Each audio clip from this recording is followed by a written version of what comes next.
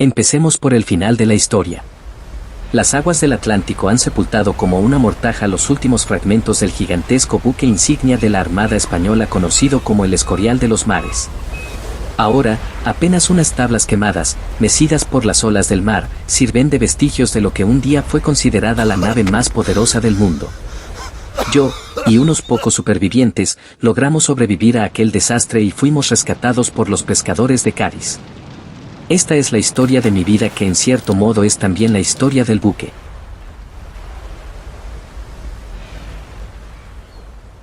El 10 de agosto del año de nuestro Señor de 1779, fui consignado, en calidad de primer oficial de armas, al buque insignia de la Armada Española Santísima Trinidad.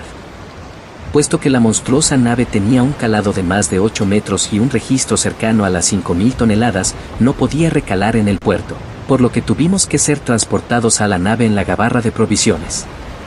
Mientras nos acercábamos, tuve la oportunidad de contemplar con detalle la impresionante presencia del coloso.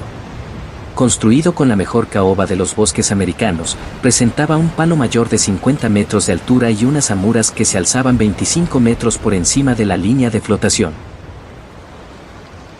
Mientras los mozos procedían a subir los barriles y las provisiones, yo embarqué y me presenté al oficial de guardia para tomar posesión de mi puesto. El mando del navío estaba a cargo del capitán guipuzcoano Fernando Daoíz. Pero el jefe de toda la flota era el director general de la Armada don Luis de Córdoba, que también viajaba en el buque. La tripulación la componían 1.150 hombres entre los marineros y los tercios de infantería de marina embarcada. Cuando me presenté al comandante de la flota, este me informó que nuestra misión sería reunirnos con la escuadra francesa para invadir Inglaterra. Los planes eran desembarcar en las costas británicas un ejército de 40.000 hombres que serían transportados a bordo de 70 navíos. Si todo salía como estaba previsto, los ingleses no opondrían demasiada resistencia, pues sus mejores naves estaban en América, haciendo frente a la insurrección colonial. Una vez embarcadas las provisiones y la munición, se me encargó formar a toda la marinería para que el capitán tomara posesión del mando. El sacerdote bendijo al barco y a toda su tripulación y a continuación, se procedió a tocar el himno de los tercios de infantería.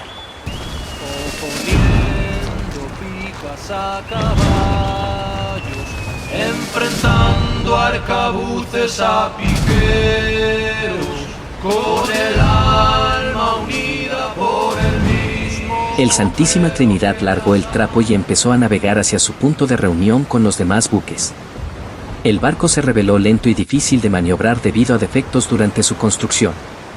Esto hacía que su batería inferior quedara inutilizada cuando había mar gruesa, propiciando que embarcara agua por las troneras.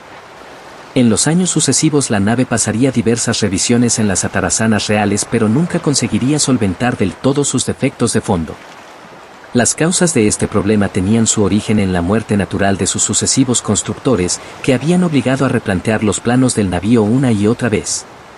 Aún con todo, la inmensa mole y la calidad de sus maderas le proferían una gran estabilidad en las tormentas, proporcionándole una silueta que aterraba a los enemigos que la divisaban de lejos. En especial, por el mascarón de proa en forma de león amenazante que adornaba su proa.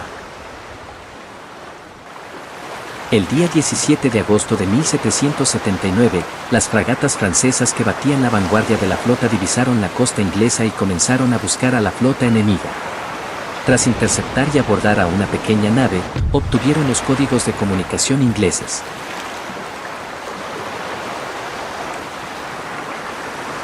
La flota que defendía la isla estaba formada por 40 navíos bajo las órdenes del almirante Charles Hardy. Para unirse a esta flota partieron desde el puerto de Plymouth 3 navíos de 64 cañones. Estos buques eran el Stratford, el Ardent, comandado por el capitán Philip Butler, y el Marlborough, comandado por el capitán Robert Evans. La pequeña escuadra se topó de frente con el grupo de combate del Santísima Trinidad y comenzó a ceñir para coger viento y alejarse lo antes posible del lugar, pues estaba en clara inferioridad. El capitán del Ardent, al escapar de 2 fragatas francesas, había ido a dar de lleno en la vanguardia de Córdoba, a la que había tomado por inglesa fiándose de su santo y seña. Mientras ceñía, disparó una única andanada contra la fragata que iba en cabeza. No le dio tiempo a nada más. El Santísima Trinidad, tomándolo como objetivo, le descerrajó una andanada de 50 cañones a una milla de distancia que destrozaron su costado, produciendo la abrasión de su mastelero de gavia y la pérdida de 11 muertos y 27 heridos.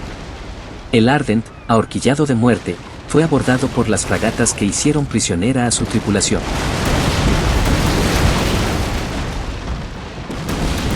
Los otros dos navíos ingleses también resultaron gravemente dañados. El capitán Philippe Boteler fue trasladado al Santísima Trinidad y quedó fascinado por las dimensiones y la fastuosa decoración del navío. Al día siguiente de este encuentro se desató un terrible temporal que puso en apuros a la flota de invasión. El capitán Fernando Daoíz ordenó poner las gavias en facha mientras los buques intentaban mantener la formación sin abordarse mutuamente. Pero el almirante Córdoba tenía problemas suplementarios más importantes que la tormenta. Uno de los médicos franceses de la combinada le había informado de que en uno de sus navíos se había desencadenado una epidemia de escorbuto.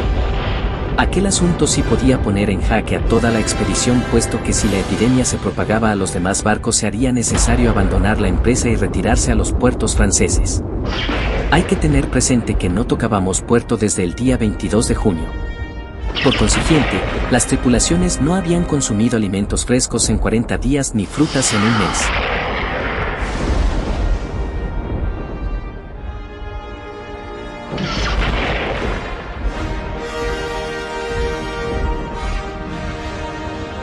Las condiciones meteorológicas no variaron en lo sucesivo. Las ventiscas del canal nos castigaban con mano de hierro, debilitando la moral de los hombres.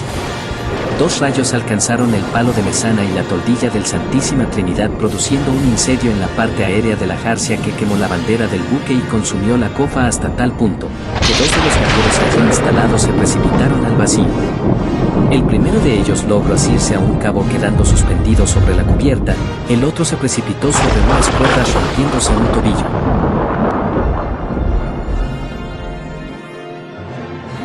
La mala fortuna quiso que la epidemia de escorbuto se extendiera por la flota, alcanzando nuestro buque. Varios oficiales cayeron enfermos, entre ellos el propio capitán Daoíz, que con los pies llenos de llagas fue hallado inconsciente en su camarote.